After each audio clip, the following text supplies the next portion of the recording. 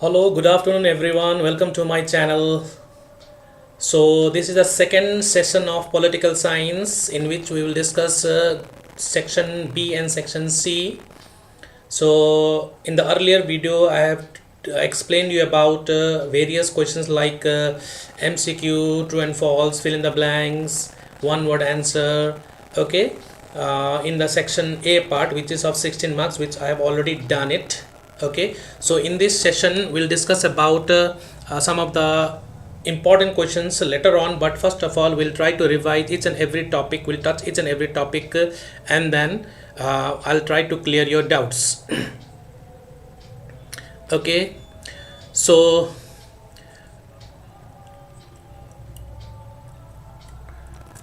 okay, the first question I got it from here is how many differences we have to learn. So that also I'll discuss. Okay, have patience, I'll discuss. So let's start with it. How many of you are here? Please let me know. Can you hear me? Am I audible? Am I audible?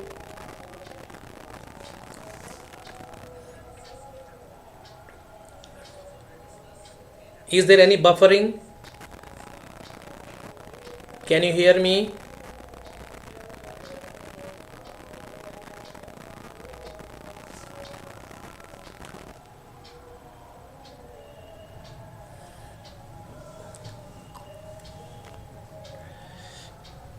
Okay, thank you very much for confirming.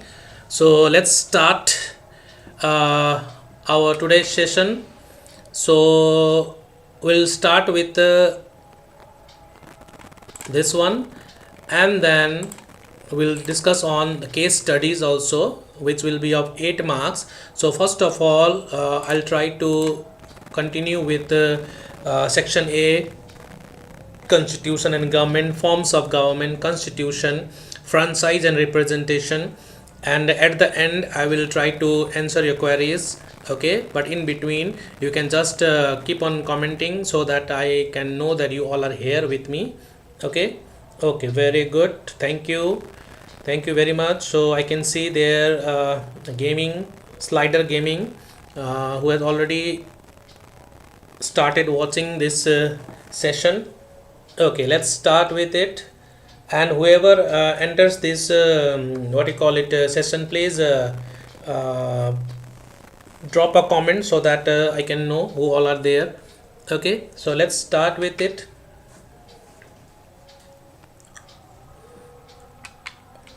Okay, so ISC class 12 political science notes I have prepared. Okay, so it will be easy for you to go through each and every topics easily, so no need to worry about.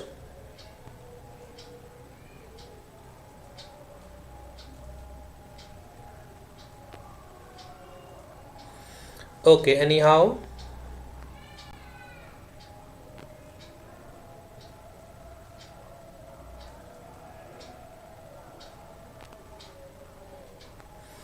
okay, so I'm going to start. Okay, I'll touch each and every part. Okay, so I'm not going to skip any topic, so I'll touch each and every part, and then we'll move on to organs of the government also, so no need to worry. Please have patience and please sit with me for another 1.5 hours so that we can touch each and every topics so that there won't be any regret later on. Okay, so let's start it with the first topic, forms of government, and in between, if possible, please try to share it so that others can also join it, so that maximum can get the benefit out of this session. Okay, so let's start with our first section, that is section A, constitution and government, forms of government. Okay, so all together it is lined up, and one by one we'll touch each and every topic. Okay, let's start. So first one is forms of government. So as I've already discussed in the syllabus also, that regarding the forms of government, we have to discuss we have to learn only the meaning and the features.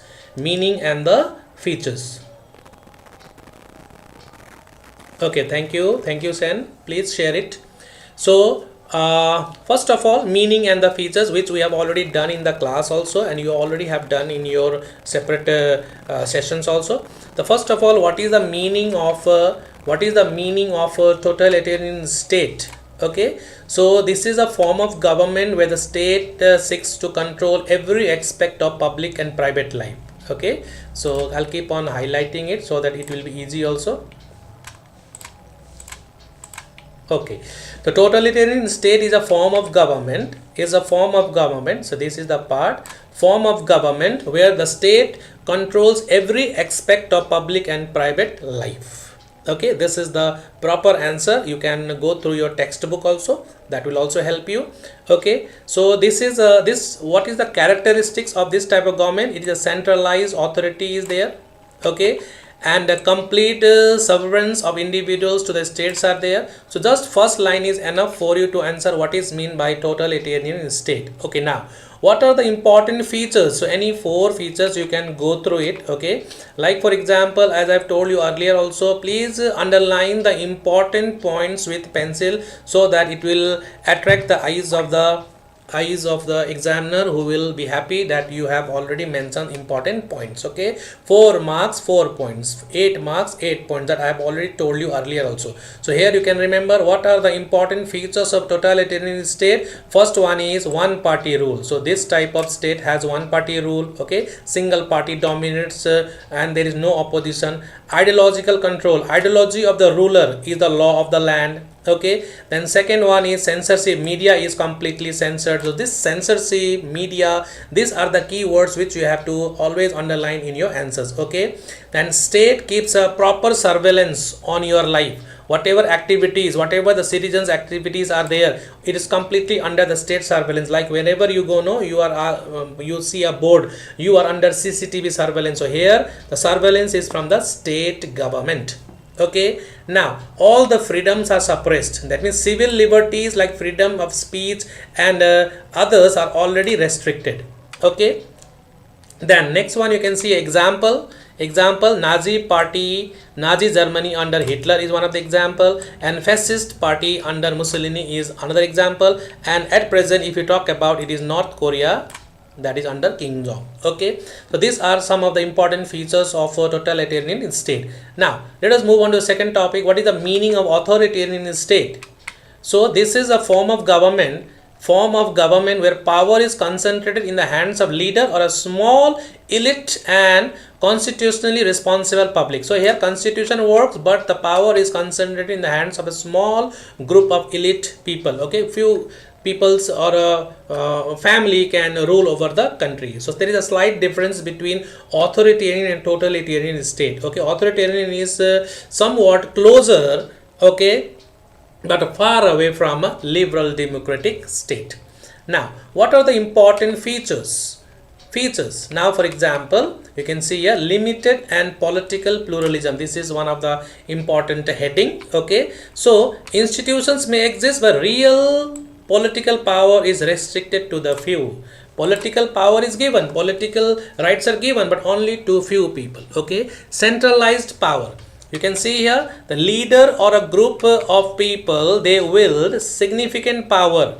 Okay, often bypassing the constitutional limits. They don't follow the constitution properly. They bypass the constitutional rules. Did you get it? Now opposition is suppressed. Okay, that means opposition parties are completely or partially suppressed over here. Okay, now control over judiciary, that means judiciary and media is completely controlled. Media is controlled as well as judiciary is also controlled in an authoritarian form of government, and press are sometimes manipulated.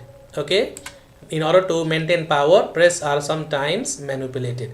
Now there is a political accountability. There is no political accountability. That means leaders are not at all answerable to the public. Leaders are not at all answerable to the public. Okay, now if we talk about the examples of authoritarian form of government, then it is over Francoist, that is in Spain. Contemporary Russia is also one of the example. Okay, and many military regimes in Africa and Asia are also examples of authoritarian state. Okay, hope we have already done 2 topics. Now next one is meaning and features of liberal democratic state.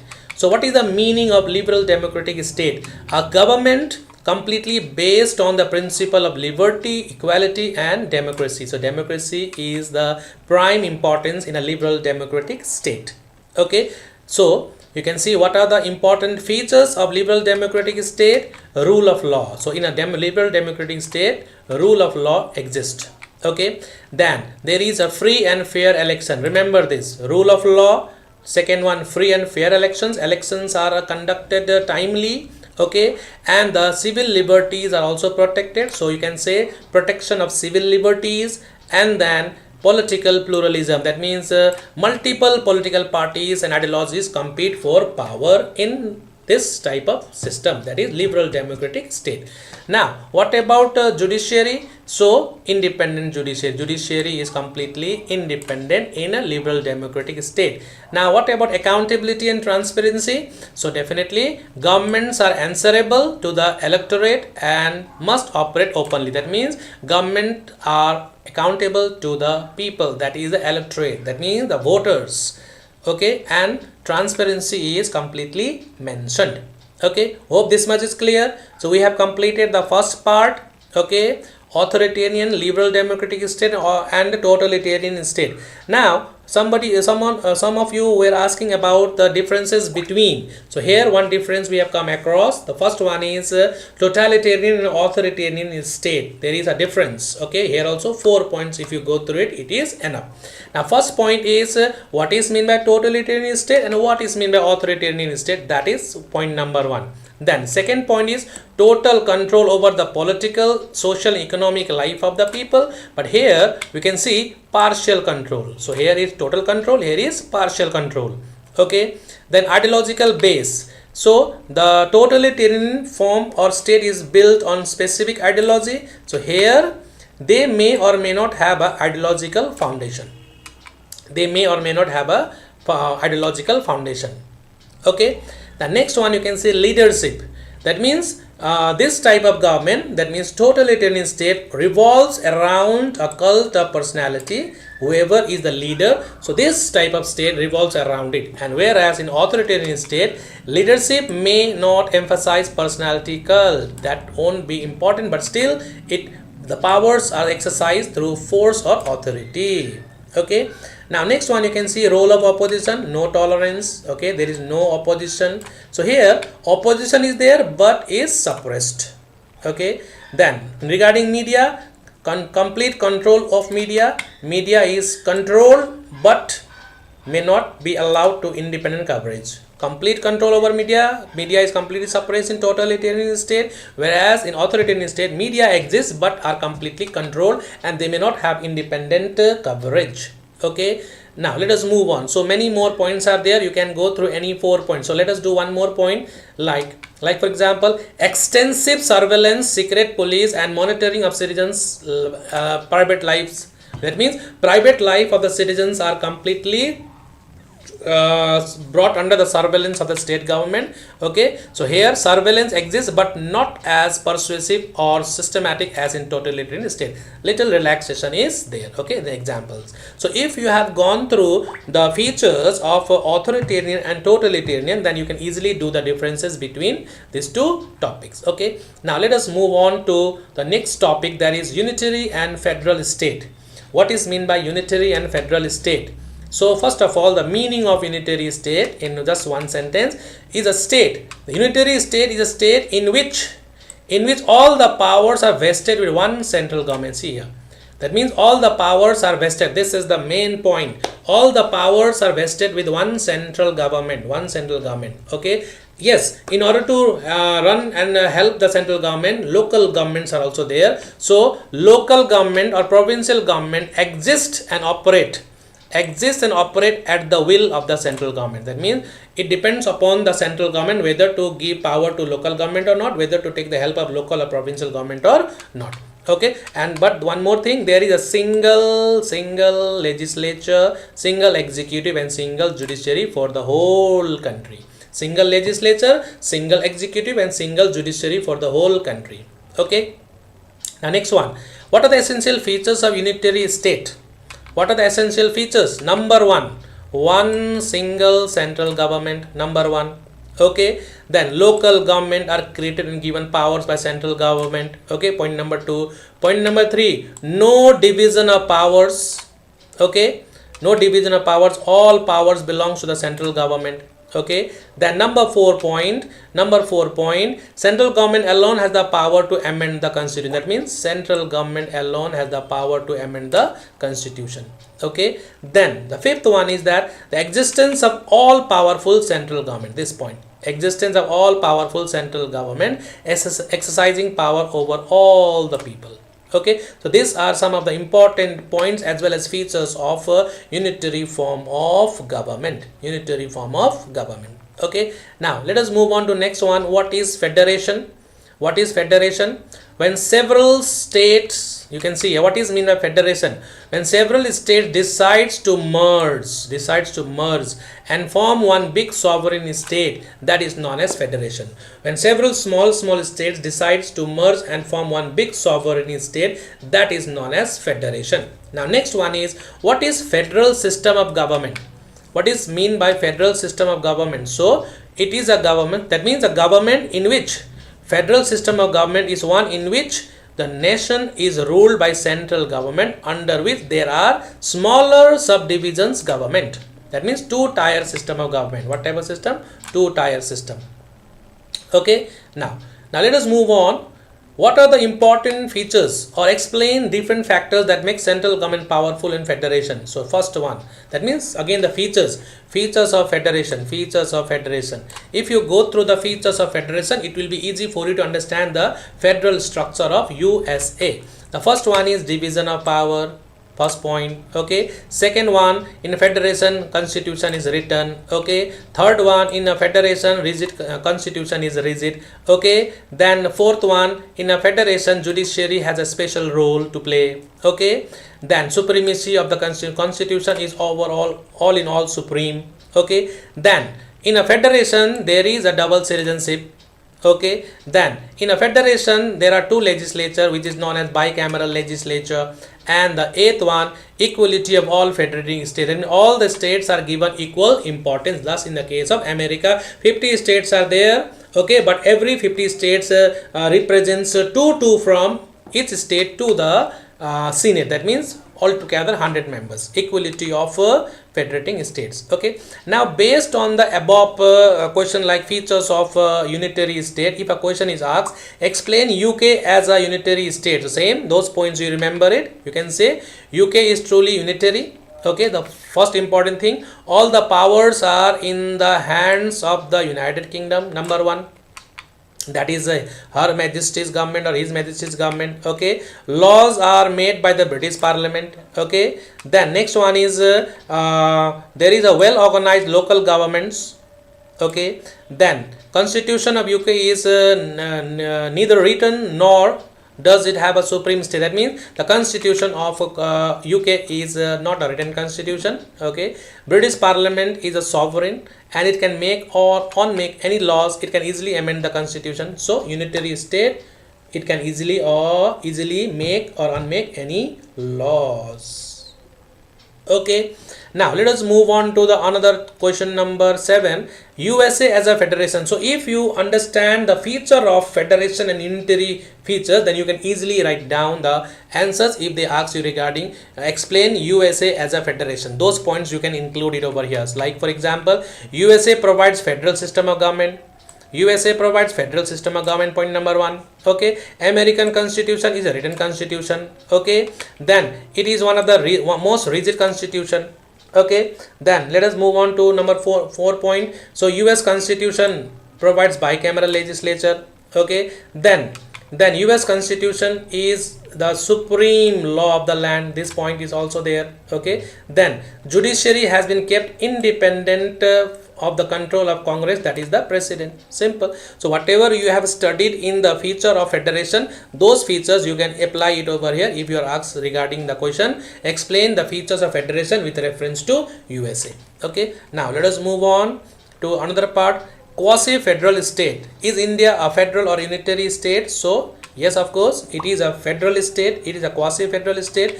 Okay, now let us move on some of the points, like for example, if we take India as a quasi-federal, then first point you can see here, Indian Constitution provides dual system of government. We have two system of government. Union government is also there, state government is also there. Okay, union government is there, state government is there. Okay, the next one, our constitution is supreme. Okay, then our that means Indian Constitution provides a bicameral union parliament. Okay, now next one, if we talk about unitary features are there in our Indian Constitution or not, you can see here. Yes, of course, we have a single citizenship. Okay, we have an integrated judiciary. Okay, we have a very powerful union government. Okay, and you can see here, even it is not only during emergency that Indian Constitution become unitary, but even in normal times. That means during the normal times also, India, you can see here, India works as a union parliament and can recognize the state as a, that means entire system is under the control of the central government. Okay, so in case if there is a conflict between the union government and the state government, then union law will prevail. Okay, and for every state, governors are appointed. Okay, and in India there is a single judicial system in India. Okay, we have Supreme Court, High Court, as well as subordinate court. So these features, that means we have both the features of unitary features are also there and federal features are also there, which makes India a quasi-federal state. Now, if you are asked to make a comparison unitary and federal state, you can see, first of all, give the definition. Okay, then in a unitary state, centralized government is there, decentralized government is there. Okay, then it is a flexible, unitary state is flexible, whereas federal state is rigid. Okay, local authorities have limited power, but here they have significant, you can see here, limited or no autonomy, but here they have significant autonomy in specific areas. Okay, then example of a unitary state is UK, United Kingdom. Okay, many more. And federal character of federal feature, that means federal state example is United States. Okay, so thus we have completed this part also. Now let us move on to chapter number 3, that is parliamentary and presidential form of government. Okay, are you all there? Are you listening? Is it helpful? Is this session helping you to revise? Are you here with me? Okay, please someone respond. Parliamentary and presidential form of government. Please someone respond.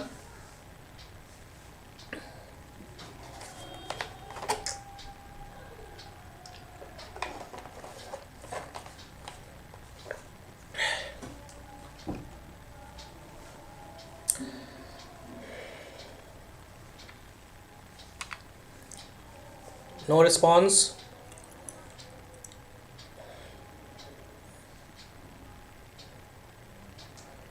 Okay, so let us move on. So parliamentary and presidential form of government. So here also the meaning and the features you have to go through it. What is mean by parliamentary form of government and what is mean by presidential form of government? So what is mean a parliamentary form of government? So it is a government, it is a system in which cabinet is the head of the executive as well as directing power of the legislature. That means cabinet is the head of the legislature. That means in a parliamentary form of government, cabinet is the head of the executive as well as directing power of the legislature. Okay, now next one, what are the essential features of parliamentary form of government? What are the essential features of parliamentary form of government? So just the heading, just the point, just the keywords which will touch and move on. First one is, the first important feature of parliamentary form of government is nominal as well as titular head. What does that mean? That means the president of our country is the nominal head. Okay, and the real head is the prime minister and the council of prime minister is the real head. That means who is the nominal or the titular head of head in a parliamentary system? The president. Okay, now like in the case of UK, British Queen is not elected, whereas president of our country, the president in our country is elected, who possesses nominal rights. Okay, now collective responsibility and individual responsibility. So what is mean by collective and individual responsibility? So simple, council of ministers are collectively responsible to the legislature. So council of ministers collectively are responsible to the lower house of legislature, that is the Lok Sabha. Okay. Now ministers may express disagreement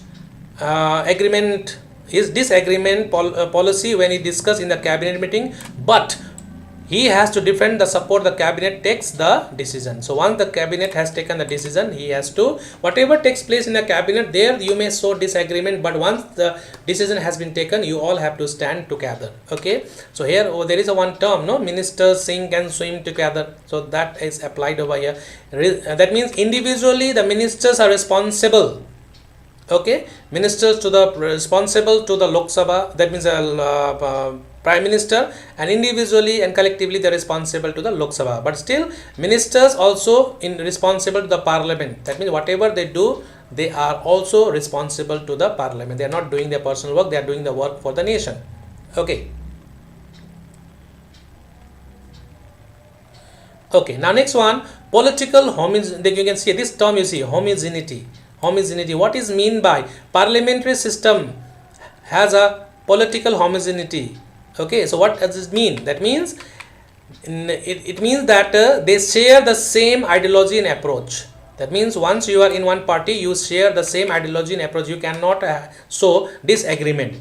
Okay, you must have faith in commonly shared politics. Whatever ideology the party follows, if you are the member of the party, you have to stick with that ideology. Okay, single party government is homogeneous than the multi-party coalition government. Okay, so homogeneity means you all must stick together, you have to stand together with the ideology. Whenever your party members are in trouble, you have to stand together, you cannot show any disagreement. Okay, secrecy of office. What is the meaning of secrecy of office? That means whatever decisions are taken by the cabinet, you have to keep the discussion which has taken place in the meeting secret. You cannot come out and publicly say everything what has been decided in the meeting. There is a particular spokesperson in the party who is responsible to discuss or represent the party in public or in media. So everybody, that is 150 or whatever members are there, they don't have the right to speak in the public or that means discuss everything whatever has been discussed in the meeting or the party meetings. That means secrecy of office has to be maintained. So in a parliamentary form of government, cabinet works as secret body. Okay, though it is later on revealed to the people, but then and there you cannot reveal it what has been discussed in the meeting. Now there is a harmony, there is a very good relation between executive and legislative in the parliamentary system of government, and there is a rigidity of party discipline. So if you are not in discipline being in the party, then the party can expel you. Okay, so you have to follow the discipline of the party. Now leadership of the prime minister in the parliamentary system, who is the leader, who is the real head, who is the leader of the country? So the prime minister is the leader of the council of minister, prime minister is the head of the country, prime minister is the head of the parliament. So all in all, who is powerful? Prime minister is the leader of our country.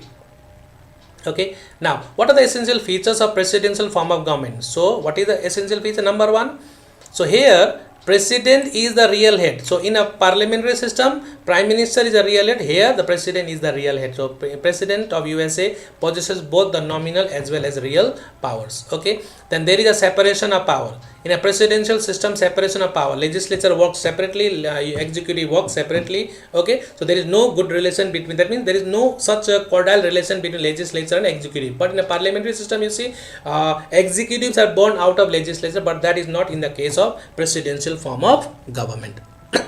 Okay, so simple thing, there is a separation of power. There is a separation of power in the presidential form of government. Okay, now let us move on to another point.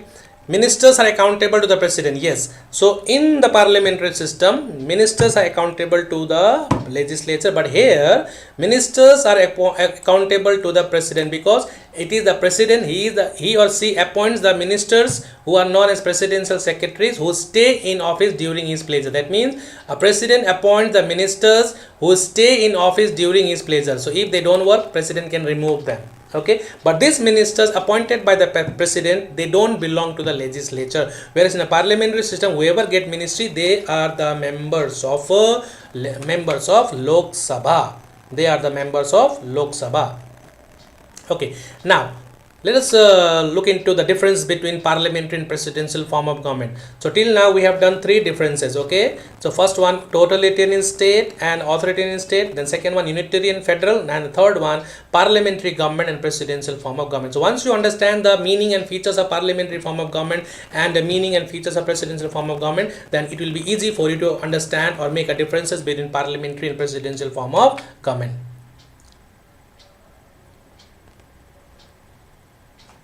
Okay, now the first important difference. So in a parliamentary government, executive is not separated, point number one. So in a presidential government, executive is completely separate. Just remember this, executive is not separated, here executive is completely separated. Okay, so second point, executive is accountable to legislature, but here executive is not accountable. So here executive is not accountable to the legislature. Okay, executive is not accountable to the legislature. Okay, third one, one person, you can see one person is the head of the state while another person is the head of the government. That means two. In a parliamentary system, in a parliament, two persons are there. One is the president, other one is the prime minister. Two persons are there. Okay, but in a presidential government, same person is the head of the state as well as the government. Same person. The president of USA is the nominal as well as the real head of USA. So done. Point number 3 done. Now point number 4. In a parliamentary system, prime minister is powerful, but here president is most powerful. Okay. So in a parliamentary system, prime minister can appoint members of the parliament. So here president can appoint persons from outside the legislature. That means prime minister appoint those ministers within the parliament, from the parliament, but here president can appoint person from outside the legislature or anywhere, okay, from outside the legislature. And the sixth point number, the tenure. In a parliamentary system, the tenure is not fixed. Keep it in mind. In a parliamentary system, the tenure is not fixed, whereas in a presidential form of government, executive has a fixed and normal tenure. Okay, like the president of America is elected for the term of 4 years. Okay, but in a parliamentary system, though the tenure is 5 years, but they can be brought down. The government can be dissolved. Lok Sabha can be dissolved before the expiry, before the completion of the term. Okay. Okay, now next chapter. So did you understand? Did you understand the topics just now, whichever we have discussed? Just keep your ears open and listen to my voice, and this will help you to in your board exams. Okay, now the next one is the constitution. Define constitution and discuss its kinds. Okay, so this part we are not going to do. This is a very easy topic. Okay, now like for example, just one definition you can go through it. This part you go through it. Constitution, supreme law of each state. It lays down rules regarding organization, powers and functions of the government. That means constitution is a set of rules and regulations according to which the country is governed. Okay, now what different types of constitution? First one is written constitution, which is in the form of a book, okay. The next one is unwritten constitution, which is one which is neither drafted nor enacted by the constitution, and which is not even in the form of book. Okay, this point you remember. Then flexible constitution.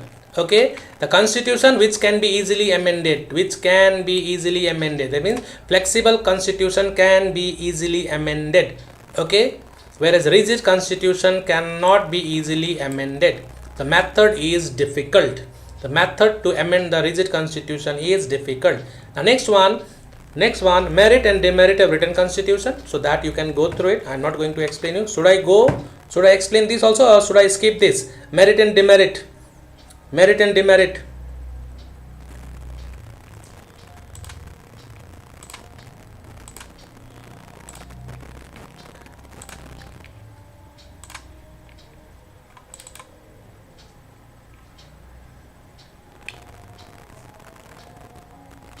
Constitution. So here we have to go through merit and demerit, written, unwritten, rigid and flexible. Merit and demerit we have to do. So you can do it yourself. Okay, okay, then I am moving. Okay, then I am moving. Merit, demerit, 2 merit, 3 merits, you remember it, that will be enough. Now the most importantly, now this part, this also should I skip? Amending procedure of the constitution of UK, USA and India. This is important. This is important. United Kingdom, very simple process. Okay, now United Kingdom, how is the constitution of UK amended? So very simple, very simple. There is a term, just remember. You can see here. Yes, yes. Procedure. What is the procedure? A constitution change can be made through ordinary act of parliament.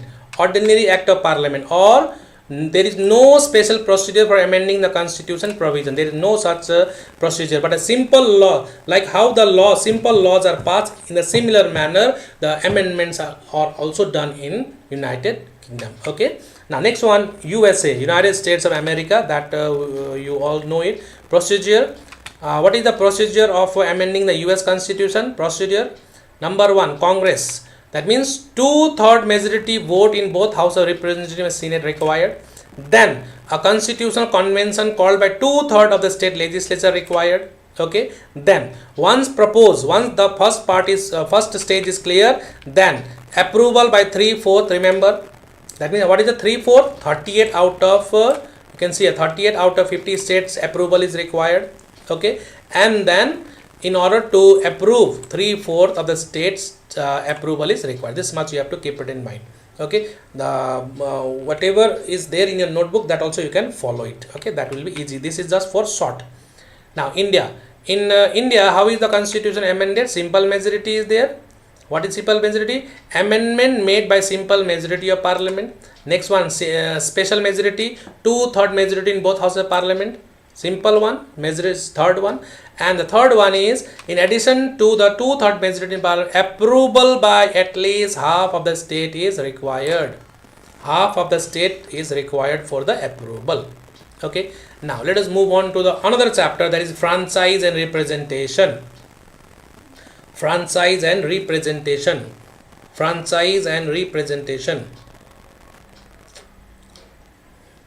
Franchise and representation. Okay, amending procedure of USA and India, go through it. Okay, and UK is very simple. Now what is mean by universal adult franchise? The first one, what is mean by universal adult franchise? Everybody knows it from class 9. I have already taught you.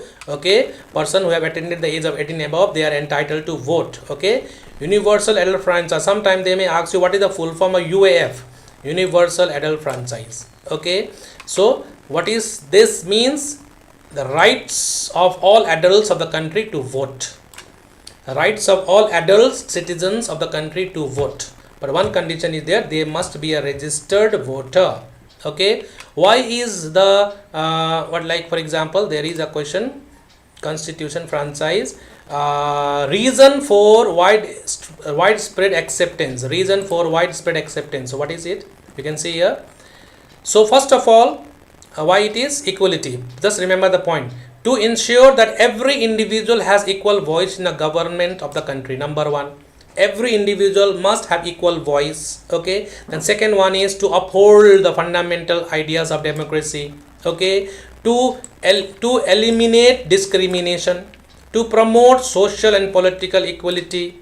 Okay, to encourage all sections of society to engage in political process. Okay, and to foster unity. Okay, and make government accountable, and to make government accountable to the people.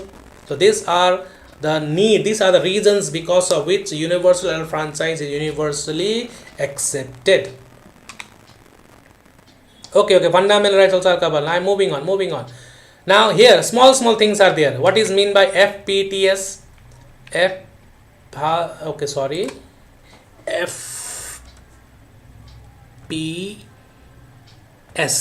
First past the post system.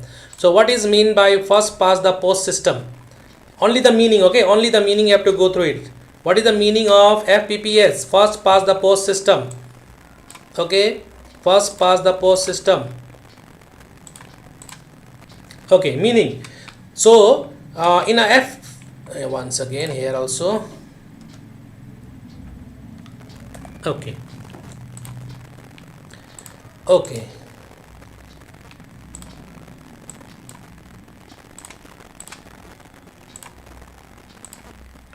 Okay, in FPPS system, candidates compete in single member constituency, and one who secure, okay, simple here, one who secures highest number of votes wins the election. So this is the system. One who secures highest number of votes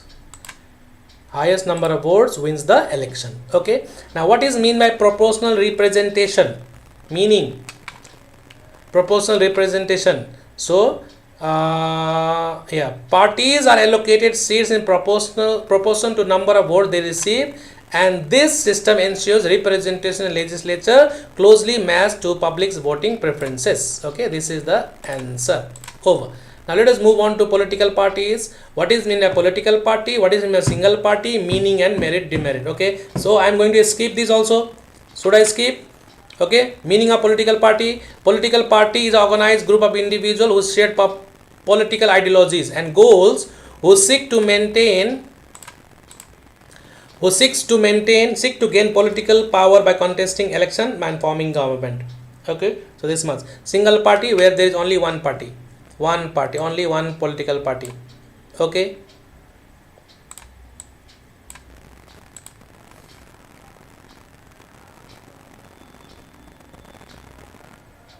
lag हो रहा है. Okay, but here I can see everything is fine.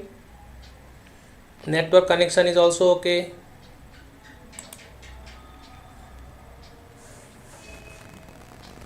Okay, maybe due to internet speed, can't do anything. Okay, continue. Single party system. Single party system, one party. So merit demerit, you go through it. Then bi-party, two major political parties. Okay, merit demerit, you go through it.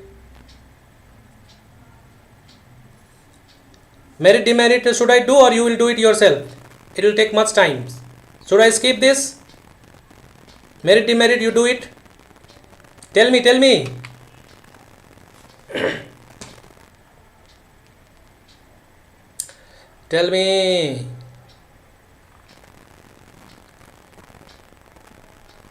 Okay, merit, one party system. This one party system promotes national unity, ensures quick decision making, maintains political stability, maintain national.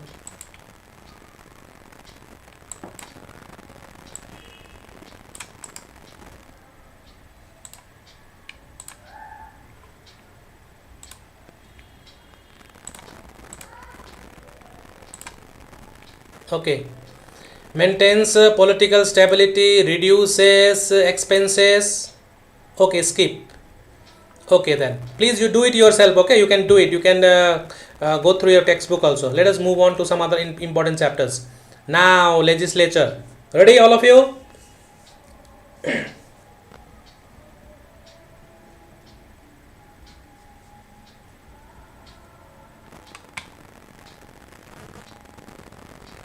Okay, yeah, I am here to help you only. Okay, now let us discuss legislature. So legislature. So you can see here legislature.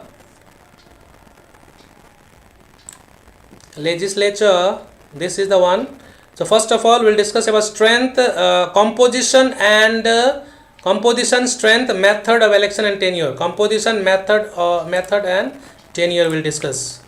You can see a Lok Sabha one by one. This is also fast. We'll okay. Lok Sabha.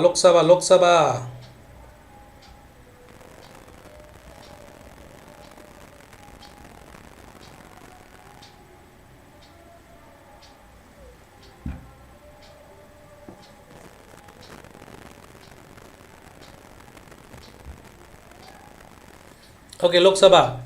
Composition, just it will take only 1 minute. What is the composition of Lok Sabha? Lok Sabha is composed of 550 530 represent states, and not more than 20 represent union territories. Over, how are the members of Lok Sabha elected? They are elected directly. Remember this. Okay, on the basis of UAF, universal franchise. Okay, what is the normal tenure of Lok Sabha? 5 years. Okay. Now next one, Rajya Sabha. What is the composition of Rajya Sabha? Strength of 250 members. 238 are elected and 12 are nominated by the president. Okay. Method of election. They are elected indirectly by the member of state legislative assembly. How? Through the method of proportional representation. Okay.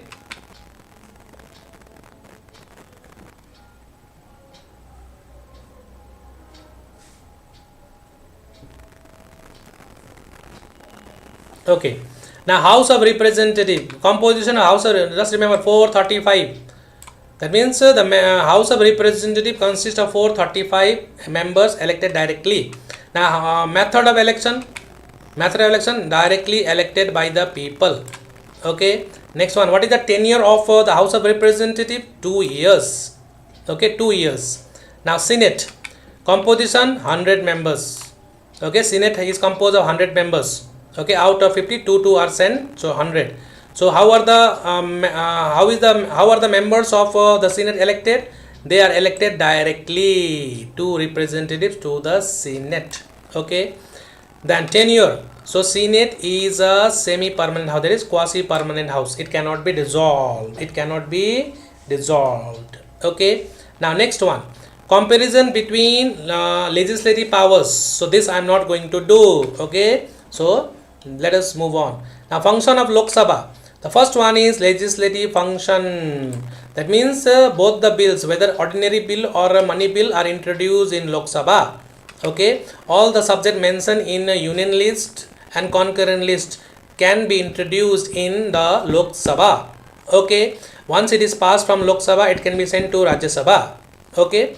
Money bill cannot be introduced in Rajya Sabha. Money bill only can be introduced in Lok Sabha. Okay. Now executive powers, all the decisions, all important decisions, matter of public importance, you can see here, all discussions on matters of public importance and to question the government policies and actions are done in the Lok Sabha. The next one is financial function. Money bill can only be introduced in Lok Sabha, it cannot be introduced in Rajya Sabha. Okay. Electoral function, very simple. Lok Sabha along with Rajya Sabha elect the president and vice president. Okay. Okay, and the members of Lok Sabha also elect the speaker. Members of both houses of parliament including Lok Sabha participate in this election. That means president and vice president are elected by the members of the Lok Sabha. Okay, then constituent function means amendment making powers. So Lok Sabha along with Rajya Sabha has the amending powers also. They can make any amendment, but both the consent is required. Okay, that means Rajya Sabha as well as Lok Sabha enjoys co-equal powers, that is constituent powers are shared equally. Now judicial function, Lok Sabha has the power to conduct impeachment. See here, conduct the power of impeachment. Okay, now next one done. Rajya Sabha similar to Lok Sabha, slight difference is there. Here money bill cannot be, suppose a bill is introduced in Lok Sabha, the same bill can also be introduced in Rajya Sabha. So once the bills are passed from Rajya Sabha, it will go to Lok Sabha. That is okay. Okay.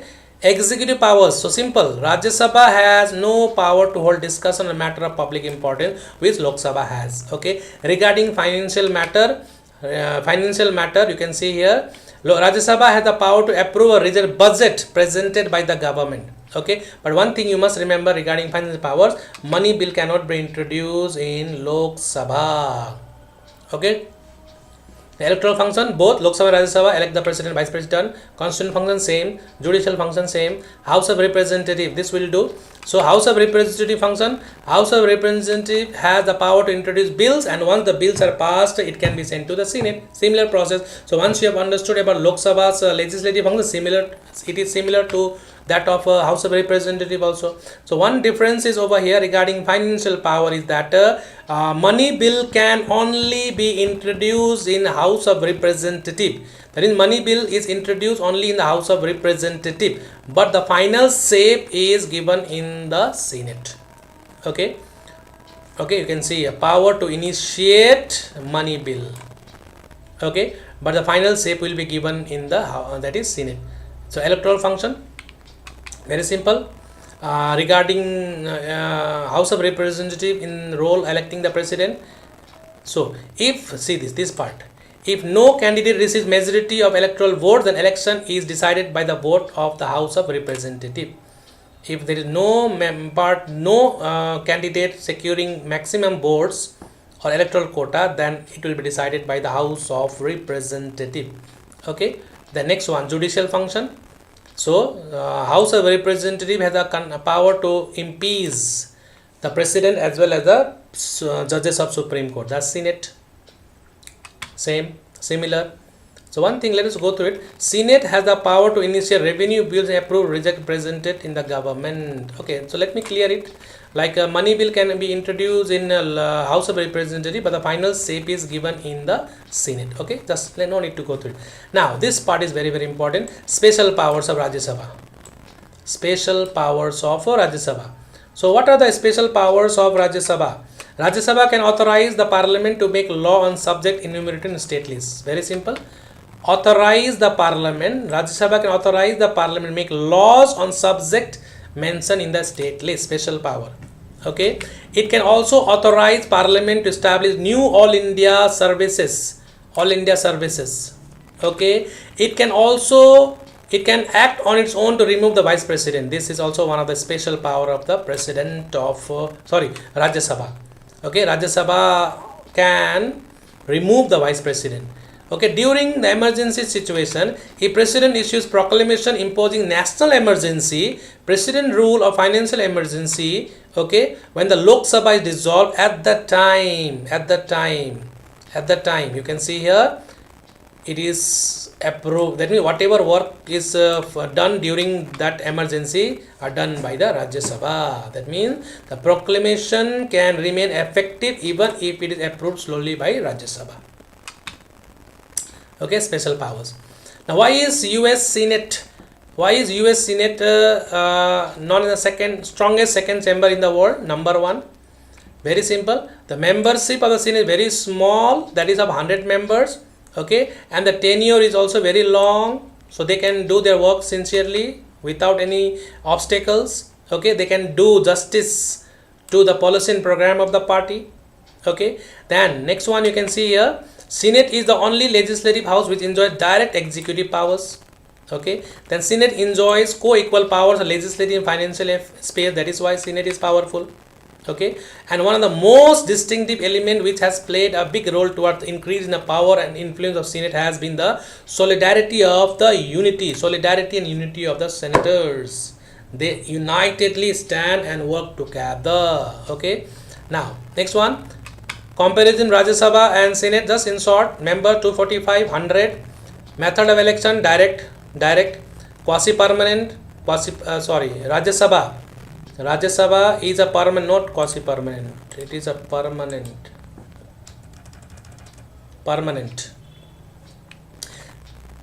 2 years. 245 minimum number tenure 2 years. 2 years. Okay. Members tenure is 2 years. So this is a quasi-permanent house, Senate, similar to Rajya Sabha. Okay. Now let us move on to the Lok Sabha. Just in short, 552, 435, and comparison between Lok Sabha and US House of Representative, 5 years, 2 years, speaker, neutral, speaker from the majority party. Okay, then chooses the prime minister and the government, no role in choosing the president. Okay, that means Lok Sabha has a role in choosing the prime minister, whereas House of Representative has no role in choosing the president. Okay. So Lok Sabha works with Rajya Sabha and House of Representatives works with the Senate. Okay, then let us move on to the next chapter, executive chapter. So we have completed a legislature also. Any doubt? Any doubt?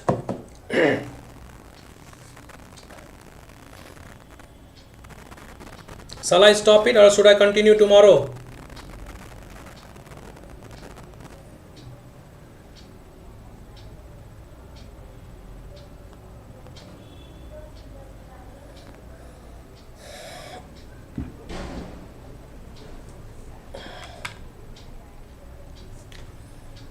Should I continue or shall I end the live stream right now? Okay, let us do executive also, then I will stop. Okay, executive. So executive is the third most there are three organs of the government. Out of these three, executive is also one of the important organ of the government. Okay, so types of executive, there are two types: political executive and permanent executive. So let us directly make a differences between political executive and permanent executive. Okay.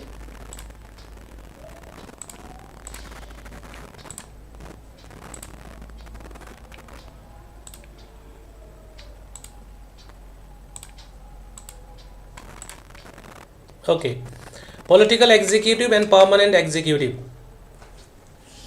Okay, the first one, let us make a differences. So from here only easily we can understand the difference between political and permanent executive. First one is political executives are elected by the people. Okay, and permanent executives are civil servants appointed for a long term. Examples of political executives: prime minister, council of minister, and so on. And the examples of permanent executives are civil servants like IAS, IPS, IAS, Indian Administrative Service, Indian Foreign Service, Indian Police Service. Okay, and so political executives are answerable to the people and they are not answerable to the people. Okay, they are more powerful. That means political executives are more powerful. Final decisions are taken by them. So they are less powerful because they work under the political executive. Okay, now the tenure, they remain in office only so long as they command. That means they remain in office until they continue, like 5 years. If they lose, then they move again. If they win, they continue. But here the civil servants continue in office till the age of retirement. The tenure of office is fixed. Okay, what is the retiring age? That age till that age they continue. Okay. Next one, President of India. President of India powers directly. The President of India is the nominal head. Number one, legislative powers.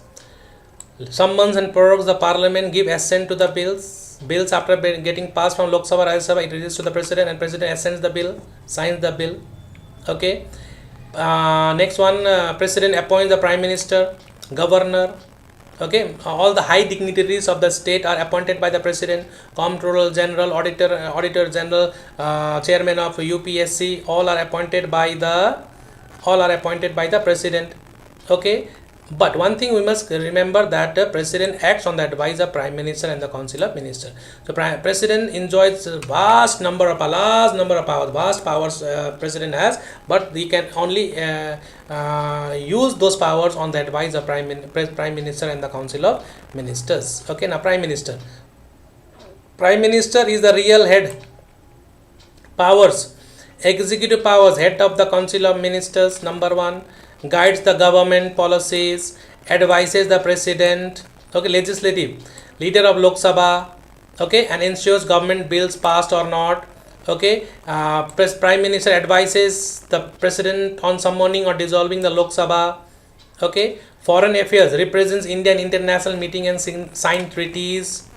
Military power, plays a key role in defense policies. Now one more thing over here, president also has some defense powers. President is the commander in chief of the armed forces of our country. That means army, navy and air force. He is the commander in chief. Okay, he can declare war and conclude peace. All the international treaties are signed in his name. Okay, all the diplomats are welcomed by him. All the ambassadors are received and sent by the president. So large number of powers president has. Okay, but all those powers he can apply only on the advice of prime minister and the council of ministers. Okay, USA, legislative powers. Legislative power of USA can veto bill passed by Congress.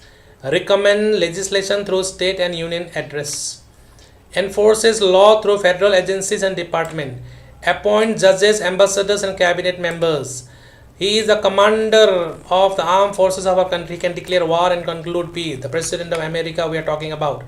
Then he can grant pardon. Even the president of India also can grant pardon. Okay, he can negotiate treaties. That means all the treaties are signed, but it need to be approved by the senators. So comparison, let us do it comparison.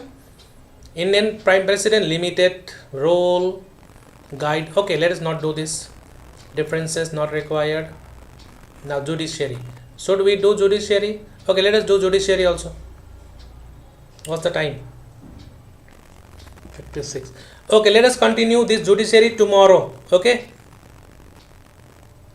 So tomorrow remaining parts will do in the evening. Okay. Tomorrow. Will that work? Because many are not listening only, many are not there only.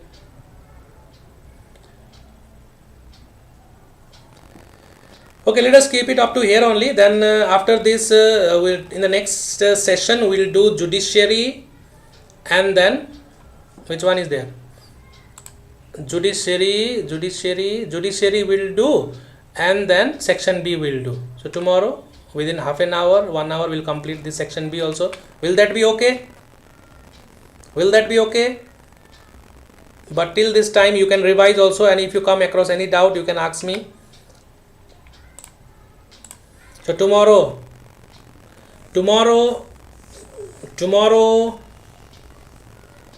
like for example, tomorrow we'll do two things, the remaining part as well as this one.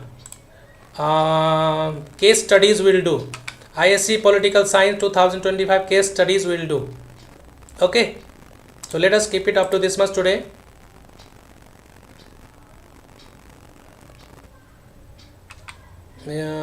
Rohit Yadav, where are you from? Okay, you tell me.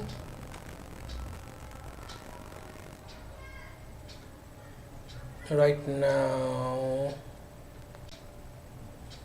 continue today. Okay, then let us continue judiciary. Let me see how many are there. Okay, very short. No, it's very long. Tomorrow we have to do.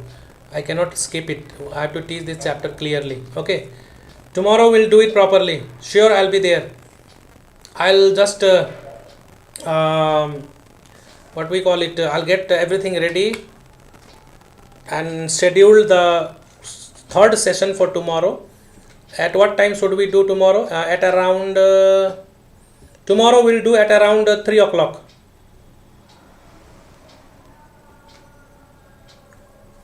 Okay, tomorrow we'll do it around 3 o'clock. Okay, so now tell me, is there any queries you need to ask with me? Anything?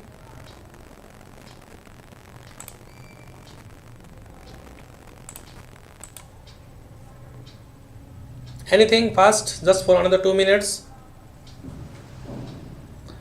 Was this session helpful? Did it help you?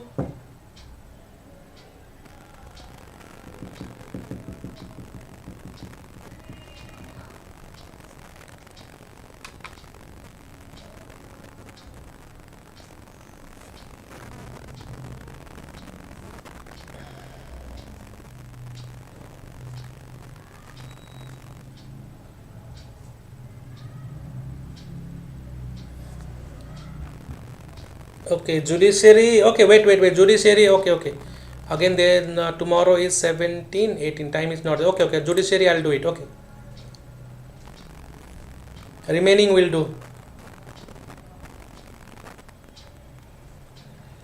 Judiciary. Okay, in short, okay, we'll try to touch judiciary. Okay, whatever doubts are there still with you after this session comes to an end, you please drop your comment in the comment, okay, in the video which will be uploaded after this streaming ends, okay. Then I will reply there also, and remaining tomorrow I'll clear it. Okay, I'm tired also, no.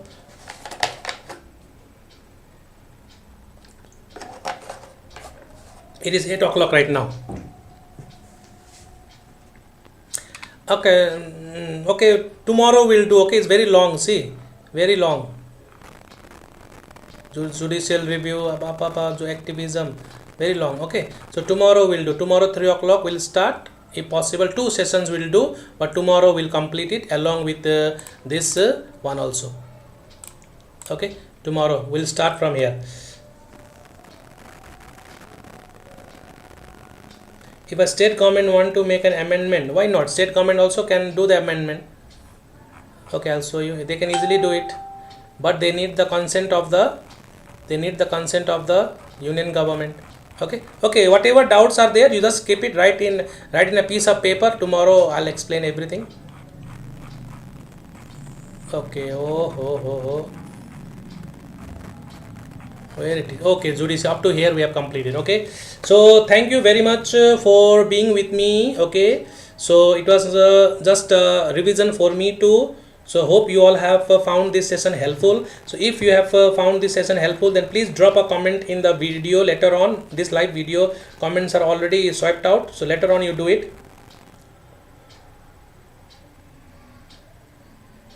Okay, everything I'll explain tomorrow. Okay, keep it.